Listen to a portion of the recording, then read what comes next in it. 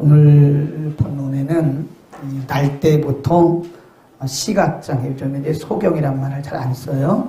날 때부터 맹인되었던 시각장애자였던 한 사람을 예수님께서 고쳐주신, 그리고 그 과정, 어떤 과정을 통해서 시각장애인을 예수님께서 고쳐주셨는가. 결론적으로 보면 예수님께서 눈을 뜨게 하셨어요. 근데 과정이 굉장히 중요합니다. 그리고 과정 속에 담겨진 그 의도, 하나님의 목적이 무엇인가. 예수님 당시에 시각장애인이 그 사람 한 사람만 있던 게 아니에요. 그리고 예수님께서 사역하시는 동안에 3년 6개월 동안에 예수님의 치유 사역이 3가지, 선교, 교육, 치유인데 예수님의 치유 사역이 3분의 2입니다. 3분의 2를 차지하는 예수님의 치유 사역 가운데 예수님이 고쳐준 사람이 한둘이겠어요. 그 종류도 참 많죠. 고쳐준 사람의 수도 많고 질병의 종류도 많죠. 근데 우리는 늘 치유라고 하는 것에만 항상 집중을 합니다. 근데 성경이 치유라고 하는 것에 궁극적인 의미를 주지는 않아요. 어차피 하나님께서 고치시면 다 고치시는 것이고, 그렇기 때문에 우리가 볼 때 치유되는 것은 기적이지만 하나님께는 그건 평범한 거예요. 그래서 치유됐다고 하는 그 목적, 그 결과에 우리가 너무 집중하지 말고 그 치유 속에 하나님께서 이 맹인을 고쳐주신 치유 사건 속에 들어있는 성경의 의도, 하나님의 목적이 무엇인가를 우리가 알지 못하면, 잘못하면 성경을 우리는 수박 겉핥기식으로 그냥 하다가 나가는 거예요. 예수님이 이 치유를 이 맹인된 날 때부터 맹인돼서 한 번도 세상을 볼 수가 없었던 이 맹인을 고치신 이 사건 속에 성경이 의도하고 하나님께서 의도하신 목적이 뭐냐, 하나님의 의도가 뭐냐, 우리가 발견할 필요가 있고요. 오늘 본문이 우리에게 주시는 굉장히 중요한 의도가 뭐냐면, 우리에게 말씀하려고 하는 하나님의 의도와 목적이 뭐냐면, 예수님의 관점, 예수님의 시각과 제자들의 시각이 전혀 달랐다는 거예요. 거기 한번 보세요. 지나가시는데 9장 1절 예수께서 시작. 예수께서 길 가실 때에 날 때부터 소경된 사람이 보신지라 그랬어요. 제자들이 물어가로되 랍비여, 이 사람이 소경으로 난 것이 누구의 죄 때문입니까? 라고 물어봐요. 원인을 물어봐요. 이 사람이 이렇게 맹인으로, 시각장애인으로 태어났는데, 날 때부터니까 천성적으로 이렇게 시각장애인으로 태어났는데, 제자들의 질문은 뭐냐면, 누구의 죄 때문에 그렇죠? 본인의 죄인가요? 아니면 부모가 죄가 있어서 그런가요? 이렇게 물어봤어요. 그러니까 예수님이 전혀 다른 대답을 하세요. 시작. 3절 시작. 예수께서 대답하시되 이 사람이나 그 부모가 죄를 범한 것이 아니라 그에게서 하나님의 하시는 일을 나타내고자 함이라. 그러니까 당시나 그리고 지금이나 사람들은 누구나 다 기본적인 양심이 있어요. 그래서 어떤 문제를 만나게 되면 가장 먼저 자기를 돌아보게 돼요. 그건 맞는 거예요. 그러나 오늘 제자들의 질문이나 우리들의 질문이 가장 일반적인 질문인 거예요. 이 사람이 날 때부터 맹인으로 태어났는데 누구의 죄 때문에 그런 겁니까? 이 사람의 죄 때문입니까? 그럼 이거 신학적으로 문제가 있는 거예요. 이 사람이 죄가 있어서 맹인으로 태어났다, 그 말은 벌써 이 사람이 태어나기 전부터 뭐가 있다는 거잖아요. 이것도 신학적으로 문제가 있는 거고, 아니면 이 부모가 죄가 있어서 그럴까요? 그 인과론이라고 그래요. 인과론. 그러니까 우리가 뭘 하면 이 동양의 사상과 서양의 사상이 아주 비슷하긴 해요. 이런 면에 있어서는 우리가 잘 되면 내가 선해서 그런 것이고, 물론 그것도 맞아요. 내가 어떤 사고가 나고 내가 뭐 질병에 걸리고 뭐가 안 되면 내가 죄가 있어서 그런 것이고, 그 인과론이 좀 어려운 말로 말하면 인과론이라고 그럽니다. 보통 사람들의 생각이에요. 보통 사람들의 생각. 일반적인 사람들은 어떤 내가 죄가 있기 때문에 이렇게 된 것이다. 또 어떤 분이 그러잖아요. 아, 내가 무슨 죄가 많아서 이런 병에 걸렸는지 모르겠다고. 죄가 있어서 다 그런 질병 걸린 건 아니거든요.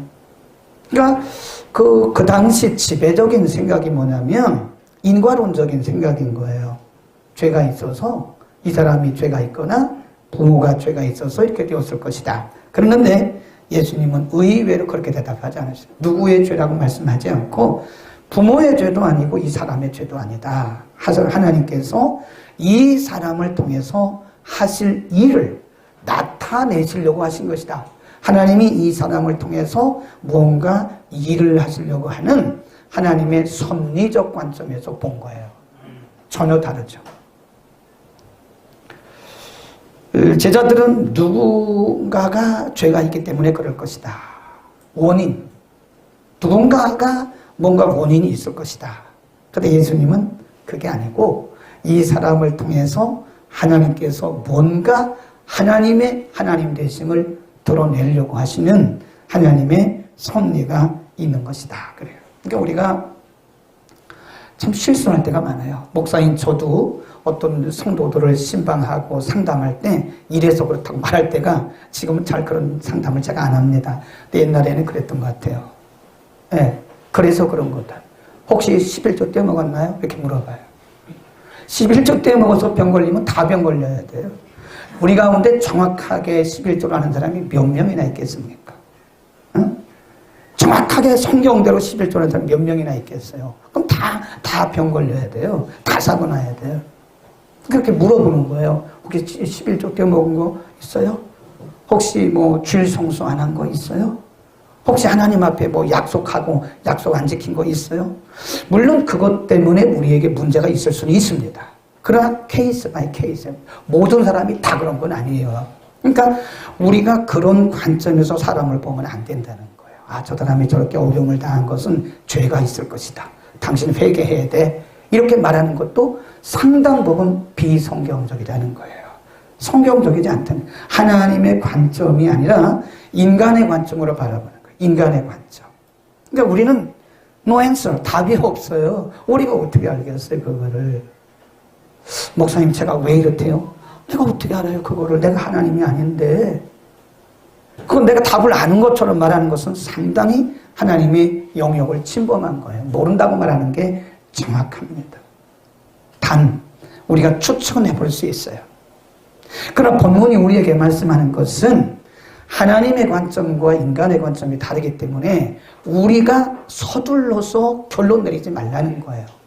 어떤 사람이 사업을 하다가 사업이 잘 되면 좋은데 사업을 잘 하다가 어느 순간에 사업이 그냥 이렇게 뭐라 그러죠? 부도가 났어요.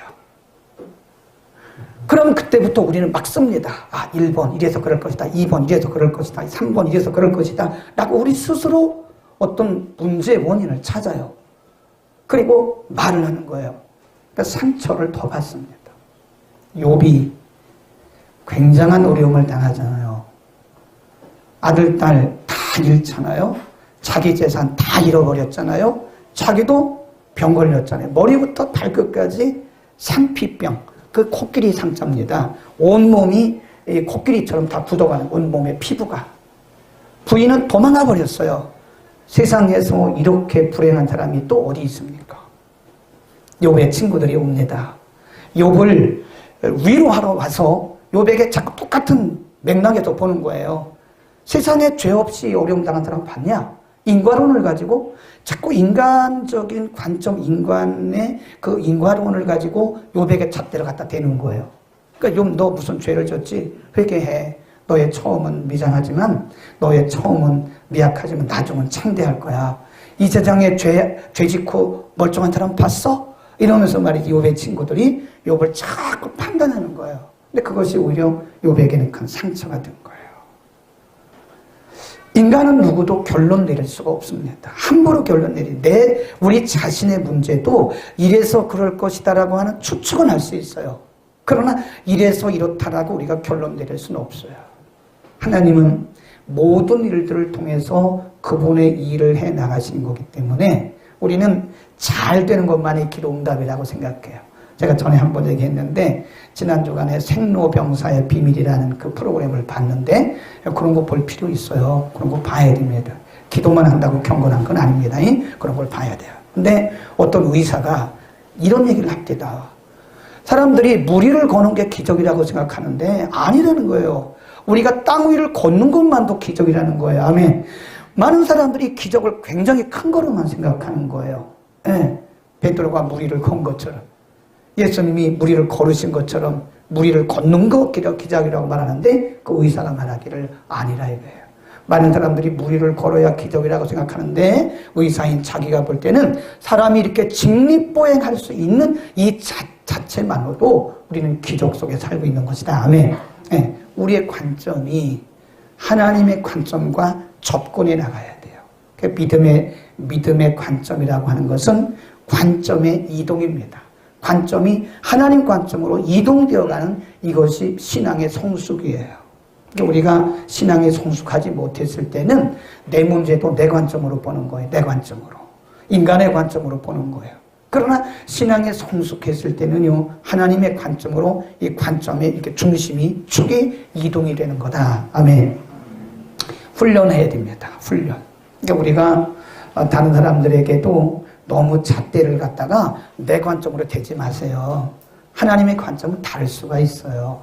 또 우리의 문제들도 마찬가지예요. 우리 자신의 문제들도 내가 기존에 가지고 있었던 그런 어떤 경험적인 관점을 가지고 인간의 기준적 관점을 가지고 사람을 대면 안 된다는 거예요. 예수님이 가장 싫어했던 사람들이 바리새인입니다.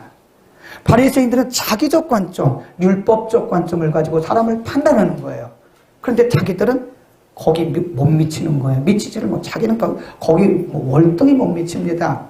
그러면서 사람들에게 그 율법적 관점을 갖다가 막 차를 대고 뭘 하는 거예요? 정죄를 하는 거예요. 그러니까 이 마태복음 23장에 보면 예수님이 그들에게 외식하는 자라고, 화가 있는 자라고 말씀하시는 거예요. 우리의 관점을 바꿉시다. 오늘 우리가 무슨 문제를 만났어요? 오늘 기도하신 전사님도 기도를 참 잘하신 것 같아요.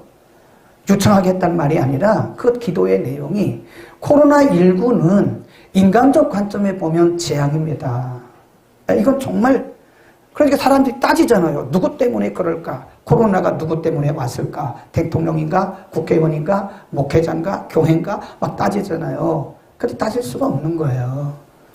하나님이 이 일을 통해서 그분의 일을, 그분의 그분 되심을 드러내기 위한 것이다. 그래서 우리는 그냥 이것이 어떻게 하나님께서 운행되어 가고 있는지를 살피면 돼요. 어떤 사람들이 말합니다. 이 코로나는 언제 끝날 것이다. 그런 말도 하지 마세요. 믿지도 마세요. 아무도 몰라요. 하나님밖에 모릅니다. 내가 기도해 보니까 코로나는 8월 말에 끝날 것 같다. 그런 말도 믿지도 말아요. 거짓말이에요. 아무도 모릅니다. 하나님께서 하나님이 하시는 일을 해나가는 거다. 우리의 관점을 뭘로 바꿔야 돼요? 하나님의 관점으로. 그러니까 내 기준, 내 판단, 내 선 경험으로 바라보지 말고 하나님의 관점에서 하나님이 이 일을 통해서 뭔가를 하신다고 하는 그런 하나님의 관점으로 바꿔질 수 있기를 바랍니다. 그 다음에 두 번째, 오늘 본문이 우리에게 주시는 중요한 영적인 교훈이 있는데 그게 뭐냐면 제자들의 차원, 예수님의 차원은 근본적으로 달라요. 제자들은 원인만 물어봤어요. 왜죠? 누구의 죄냐? 왜죠? 인간은 날 때부터 속용된 사람을 눈뜨게 할 수 없다는 것을 알고 있어요.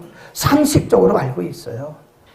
태어날 때부터 맹인으로 태어났기 때문에 이 사람이 약을 써도 안 되고 의술로도 안 되기 때문에 근본적으로 이 태어날 때부터 맹인이 된 사람이 눈을 뜬다는 것은 상식적으로 다 알고 있어요. 그러니까 이 제자들은 뜬다고 하는 것은, 눈을 뜬다고 하는 것은 꿈에도 생각을 못했어요. 거기까지 생각이 못 미쳐요. 그러니까 뭐만 물어봐요? 누구의 죄일까요? 원인만 물어보는 거예요, 이게. 원인만. 왜 그럴까요? 누구 때문에 그럴까요? 부모 때문에 그럴까요? 이 사람 때문에 원인만 물어보는 거예요. 근데 예수님 뭐라 그래요? 아니다. 이 사람을 통해서 지금 암시를 한 거예요. 예수님이 그때 눈을 뜨겠다 이렇게 말씀하지 않았어요. 암시를 주었어요. 그게 아니다. 이게 누구의 죄도 아니고 하나님이 이 맹인을 통해서 하나님의 하실 일을 드러내고자 하심이라. 그리고 그 뒤에 보면요, 진을 갖다가 눈에 이기고 실로암에 가서 씻으라고 말씀하시는데 가다가 났어요. 그러니까 제자들의 질문은 거기까지입니다. 인간의 한계를 드러내는 거예요. 이 맹인이 눈을 뜬다는 것은 생각도 못해요. 꿈도 못 꿔요. 그러니까 거기까지예요. 차원이 달라요. 그러나 예수님은 아니다. 이 사람을 통해서 하나님의 일을 드러내시려고 한 것이다. 또 요한복음 그 뒤에 한 2장쯤 뒤에 가보면 요한복음 11장이에요. 나사로는 그렇지. 요한복음 11장이죠. 나사로라고 하는 사람이 죽어가요. 거의 죽었어요. 그러니까 이제 그 누이 중에 하나가 예수님이 빨리 자기 집에 오기를 원했는데 예수님이 빨리 오시지 않았어요. 그동안에 나사로가 죽었어요. 그리고 4일이 지났어요. 예수님이 거기 딱 나사로가 있는 곳에 와보니까 이미 냄새가 나요. 사람은 죽으면 한 2, 3일 지면 썩습니다. 그러니까 뭐 우리 대단한 것들 아니에요. 이거 대단한 거 아닙니다. 이게 죽으면 다 썩어요. 그리고 냄새 나요. 냄새가 나는 거예요. 하는데 이 다 죽어서 이제 어디 넣었어요? 무덤에 다 집어넣은 거예요. 그 누이 중에 하나가 예수님 왜 이제 오셨대요? 왜 이제 오셨대요? 조금만 일찍 오셨으면 우리 오라비가 살았을 텐데 확 원망하는 거예요. 조금만 일찍 오시지. 조금만 일찍 오셨으면 우리 오라비가 살 텐데 예수님 왜 이제 오셨대요? 막 그러는 거예요. 원망하는 거예요. 근데 예수님의 관점은 달라요. 죽은 게 아니라 나사로를 내가 지금 깨우러 왔다. 그러니까 지금 그 나사로의 누이들은 예수님이 하신 말씀이 차원이 다르기 때문에 알아들어요, 못 알아듣는 거예요. 그리고 나사로의 무덤에 가셔서 돌을 옮겨 놓으라고. 그리고 죽은 나사로에게, 썩은 냄새나는 나사로에게 명령하는 걸, 나사로야 나와라. 그러니까 나사로가 이 수족을 다 맨 채로, 수의를 입은 채로 무덤에서 나오는 거예요. 다르죠. 또 우리가 마가복음 5장에 보면요, 예수님이 길을 가시는데 야이로라고 하는 회당장, 이 회당장이 예수님 앞에 간다는 거는 이건 정말 어려운 일입니다. 유대인의 회당장이 예수님께 간다는 것은 유대인과 예수님과는 거의 상극이거든요. 유대교인의 회당장인 야이로라는 사람이 자기 딸이 다 죽어가요. 그러니까 예수님을 찾아갔어요. 다른 성경에는 사람을 보냈다 그랬는데 마가복음에는 본인이 직접 갔어요. 예수님이 따라가시는 거예요. 그 안에 12해를 혈루증으로 앓던 여자가 예수님을 만나는 바람에 시간이 지체된 거예요. 근데 사실은 의도적으로 예수님이 지체를 하신 거예요. 의도적으로. 그래 이제 거의 그 혈루증 여인 고쳐주시고 이제 거의 다 갔는데 그 야이로의 집에서 사람들이 왔어요.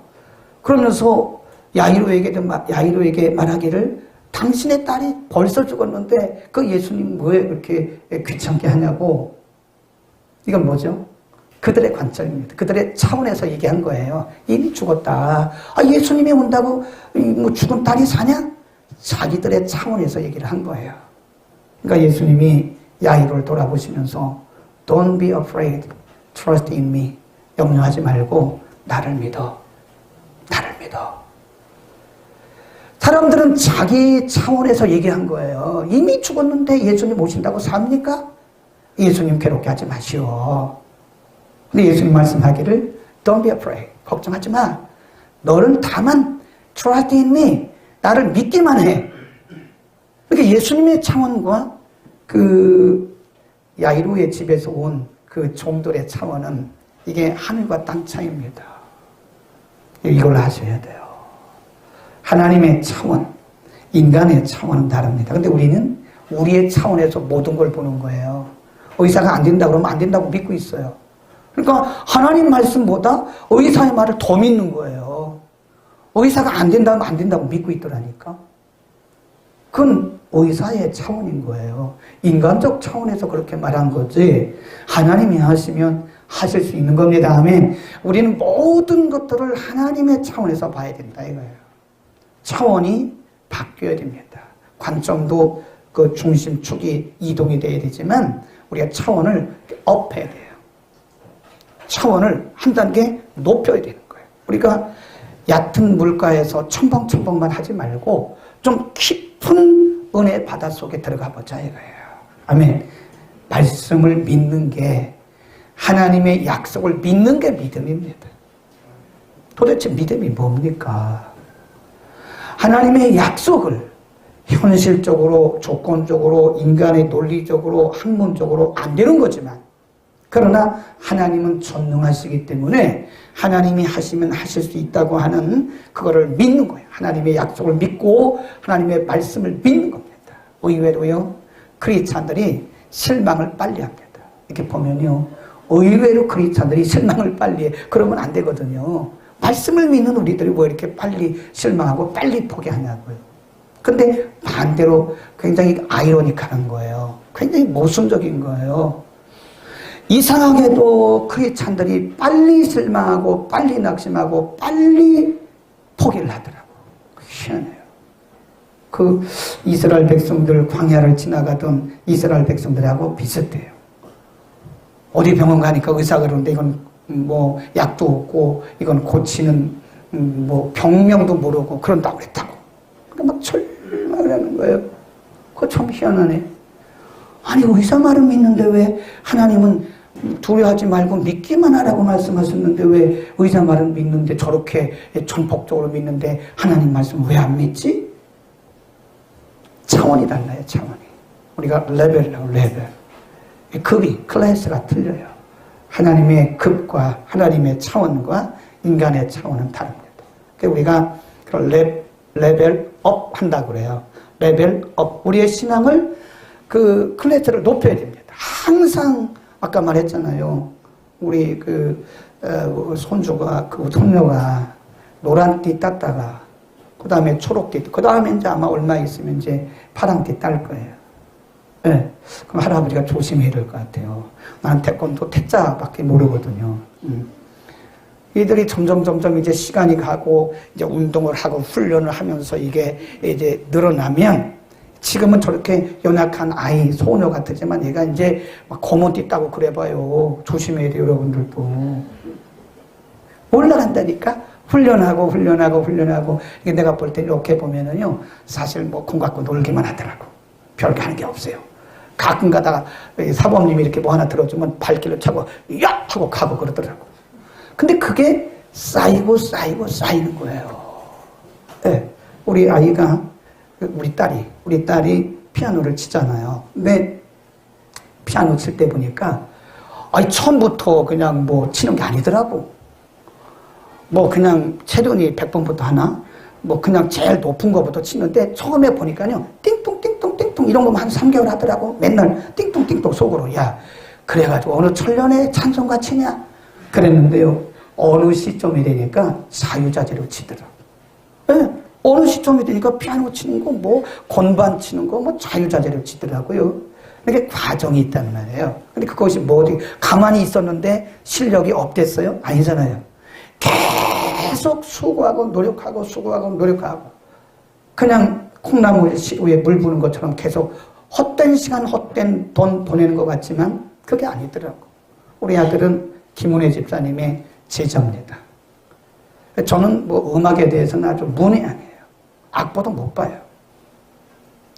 근데 우리 아들은 그래도 앞으로 목회를 하려면 피아노를 가르쳐야 되겠다. 그땐 돈도 없었어요. 근데 마침 김은혜 집사님이 그런 목사님 아들 보내라고. 그래서 꽤 오래 가르쳤죠.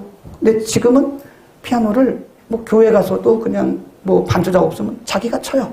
그리고 뭐 찬양대 지휘하면 피아노 치고 얼마나 멋있는지 몰라. 그러니까 남성들이 피아노 치는 게 굉장히 멋있더라고요.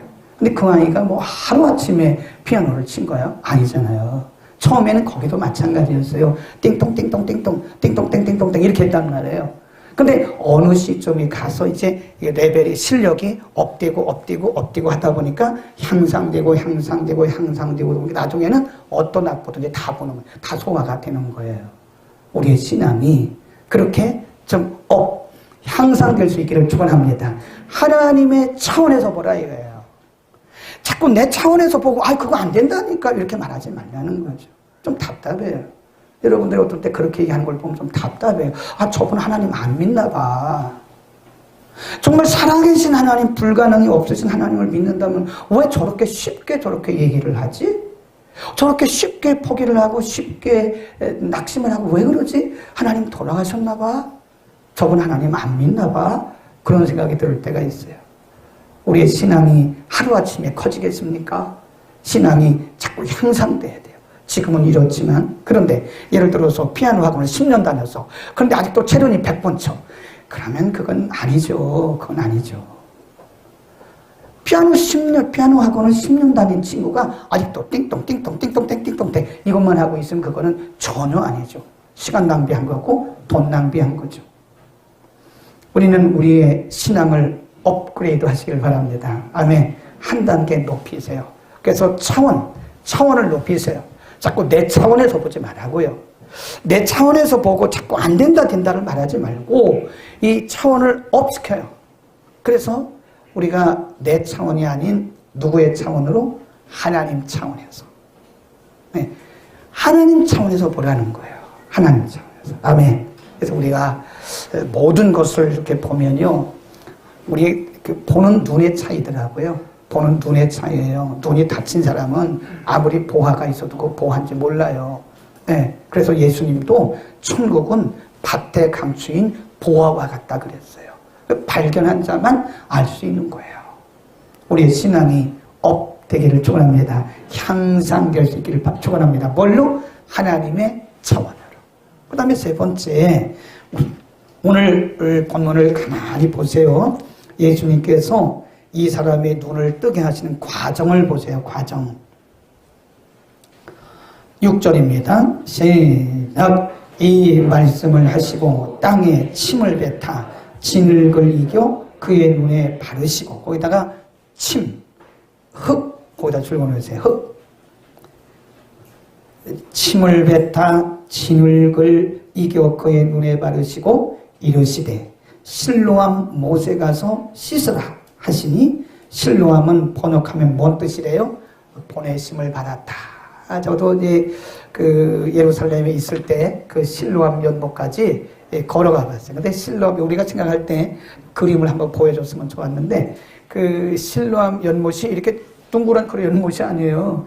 이렇게 흘러가는 용수로 같아요. 용수로. 그래서 역사적으로 보니까 실로암 그 용수로는 그게 군사용 시설입니다. 히스기야 왕 때 전쟁하는 군인들에게 그 물을 공급하기 위해서 판 그런 거예요. 지금도 가보면 이렇게 겉으로 있는 게 아니에요. 조금 들어가서 이렇게 뭐라 그럴까요? 터널이 아니고 굴 같은 곳에 이렇게 그 속에서 흐르고 있어. 맞죠? 아니면 선교사님? 그렇게 돼 있어요.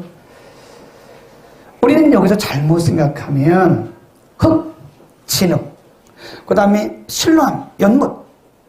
여기서 오해를 할 수 있는 거예요. 잘못하는 사람들이, 우리 한국 사람들이 만일 누가 그 연못에서 눈 떴다 그러면 아마 전국에 있는 맹인들이 다 모일 거예요.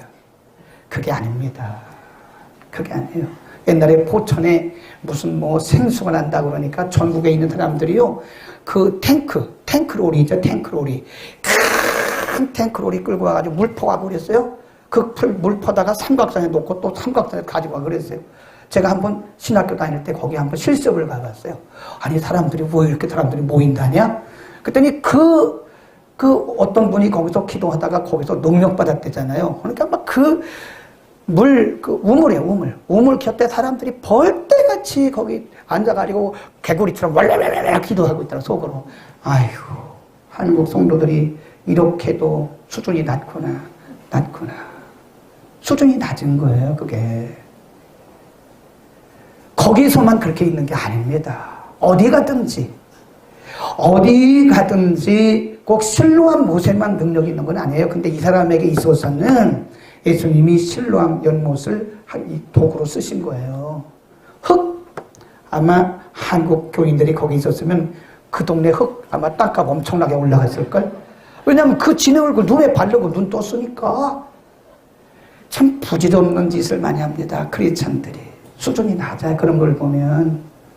아마 땅값이 엄청나게 올라갔을걸. 한 10배는 올라갔을걸. 왜냐하면 거기 있는 진흙을 밟아가지고 눈이 떴으니까 그게 아닙니다. 그 사람에게만 해당되는 거예요. 그게. 응? 성경이 우리에게 뭘 말씀하려고 하냐면 하나님이 이 사람, 이 맹인을 위해서 거기에 진흙이 있었고 이 맹인을 위해서 거기에 실로암 연못이 있던 거예요. 우리를 위해서는 또 우리를 위해서 준비한 것이 있는 거예요. 우리 주변에. 아멘. 그거를 뭐라는 거예요. 그거를. 실로암 비행기 타고 가려고 그래요 지금? 아휴. 제가 그 성지순례라기보다는 저는 그 이스라엘에서 오래는 안 있었어요. 한 달 정도 있었는데 히브리 대학도 갔고 예루살렘 대학도 갔고 제가 그때 히브리어 교수였기 때문에 아니 히브리어 가르치는 교수가 히브리 대학도 안 가보면 그 얼마나 모순이겠어요. 그래서 우리 남전도 회원들이 그때 막 모아줘가지고 갔다 왔어요. 네, 에베네셀 있죠. 에베네셀 그 이렇게 이쪽에는 블레셋, 이쪽은 이스라엘이잖아요. 여기 이제 그 서서 뭐 여기까지 하나님이 인도하셨다가 에베네셀 그러고 하잖아요. 그리고 골리앗하고 다윗이 싸웠던 그런 골짜기도 가봤어요. 근데 그 골짜기가 꽤 넓었디다. 근데 한국에서 오는 성도들과 목사님들이 그 골짜기를 막 죽고 있더라고. 뭔가를 막 죽고 있어요. 예. 네. 그래서 막 이런 가방에다 막 담고 그러더라고. 거기 그래서 돌멩이가 없대잖아요. 한국 교인들이 다 주워갔대잖아요. 그게 뭐냐? 다윗이 물매. 그 물매란 말은 이렇게 돌멩이를 이렇게 해가지고 이렇게 묶어가지고 던지는 거거든요. 그게 물매예요. 물매 돌. 그러니까 다윗이 이 골리앗을 이겼던 물맷돌이 있다 그러니까 거기서 물맷돌을 주워오려고 말이지. 아유. 그러니까 거기 가면 돌이 별로 없대. 지금은 있는지 모르겠어요. 사람들이 그거 주워오려고. 굉장히 어떻게 뭘 기념으로 가져왔겠지요. 그러나 제가 볼 때는 그 의미 없는 일입니다. 가나에 갔어요. 가나 혼인잔치. 네. 그 포도주죠. 포도주. 저도 물론 포도주 하나 사오다가 갖고 오다가 공항에서 뺏겼어요. 그런 거 가져오면 안 된다고 하더라고. 그거 미리 뭐 한다고 그래요? 신고했다. 신고하는 것도 모르고 갖고 오다 뺏겼어. 참 안타깝더라고요. 그런데 그 가나 혼인잔치 했던 그 가나 지역에서 가보니까 진짜 포도가 많아요. 포도원들이 많아요. 근데 거기 가나에서 가져온 그 포도주로 또 이렇게 성찬식 하는 분들도 많더라고요. 별로 의미 없는 일입니다. 그게 기념적인 것은 있을지 모르지만 그게 우리하고 무슨 의미가 있어요. 제가 강조해서 말씀하는 것은 하나님은 우리 각 사람을 위해서 우리 각자를 위해서 예비해 놓으신 것이 있어요. 그러니까 남의 것을 쳐다보지 말고 특별한 것을 쳐다보지 말고 나를 위해서 하나님이 예비해 놓으신 사람, 나를 위해서 하나님이 기적으로 역사하실 어떤 것들이 우리 주변에 준비가 됐다는 거예요. 아멘. 그것을 찾아서 누리는 사람이 진짜 보배로운 믿음을 가진 사람입니다. 하나님이 우리 주변에 아무리 많은 것을 주셔도 아무리 많은 것을 널려놨는데도 그걸 찾지도 못하고 알지도 못하고 남의 것만 구경하고 있고 남의 것만 부러워하고 있다고 얼마나 어리석은지 아세요? 발견하시기 바랍니다. 하나님 우리를 위해서 준비해 놓으신 게 많아요. 지금. 아멘. 그러니까 지금 당장 보이는 것만 가지고 내 차원에서 내 수준에서 내 관점에서 보고 된다 안 된다 그런 결론을 내리지 말라 그래요. 우리 인생의 결론은 하나님 외에는 내릴 자가 없어요. 그분이 내리는 거예요. 저는 이렇게 생각합니다. 지금 코로나 때문에요. 우리나라 전체 인구의 40% 정도가 소상공인들이 지금 엄청난 어려움을 겪고 있어요. 제가 전에 얘기했잖아요. 문 닫은 데가 한두 군데가 아닙니다. 교회들도요. 헌금이 40% 50% 줄어가지고요. 어려운 교회들 새도 못 나는 그런 교회들이 한두 군데가 아닙니다. 그러나 이것을 우리가 우리 차원에서 보고 우리의 관점에서 보면 낙심하고 절망할 수밖에 없지만, 그러나 하나님이 이런 시국 속에서도 우리를 위해서 준비해 놓으신 사람들과 준비해 놓으신 축복의 자료들이 널려 있다는 거예요. 널려 있다는 거예요. 내게 있는 거, 하나님이 나를 위해서 준비해 놓으신 축복의 그런 돌, 축복의 연못, 축복의 진흙, 이런 것들이 우리 주변에 많이 있다는 사실을 믿기를 축원합니다. 목사님, 저를 위해서도, 그렇죠. 우리 여러분이 얼마나 존귀한 분들인데요. 나 같은 사람들, 그런 소리 하지 마세요. 나 같은 사람이라니. 우리가 얼마나 존귀한 사람들인데요.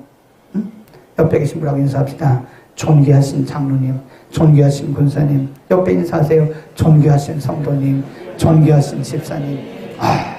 얼마나 존귀한지 몰라요. 이 세상에 무엇을 주고도 바꿀 수 없는 우리 영혼들이란 말이에요. 눈에 넣어도 아프지 않을 만큼 존귀한 사람도 우리예요. 우리가 얼마나 존귀한 하나님의 자녀인지 모르세요. 우리를 위해서 하나님이 우리의 사업을 위해서, 직장을 위해서, 우리의 가정을 위해서, 자녀들을 위해서 하나님이 역사하시려고 준비해 놓으신 것들이 널려 있어요.